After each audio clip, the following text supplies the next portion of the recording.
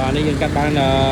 TV កាហ្វេ Racer 150ឆ្នាំ2026អានេះមានគ្រឿងលេងបង្កប់បងបាទលេងកាំងមុខកាំងក្រោយហើយអស់លេងបាទនេះឆ្នាំ2026បាទហើយជិះបាន10គីឡូមែនទេបាទហើយដោយសារក៏ចង់ដូរសេរីបាទ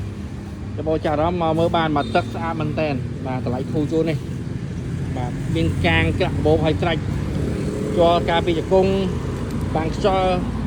កាំងការពីម៉ាស៊ីនអាចចាប់ភ្លើងកំងភ្លើងមកបានរៀបឲ្យមកស្អាតបាទមានកាំងការពីចង្គៀងទៀតបាទអែមមែនទេម៉ូតូហើយម៉ាស៊ីននៅនិយាយទៅថាដូចថ្មីបាទនេះតើបានបកទៀតបាទនេះម៉ូតូនៅអែមបាទបងចាដល់អាចជិះមើលបានប្លុកម៉ាស៊ីនអីគឺថាដូចថ្មីទាំងអស់បាទទឹកកែមនៅស្អាតអត់មានឆ្កូតទេឆ្នាំអីក៏នៅស្អាតដែរក្នុងសាំងអីបាទនេះគីឡូទីនណាបាទបងប្អូនមើល231គីឡូ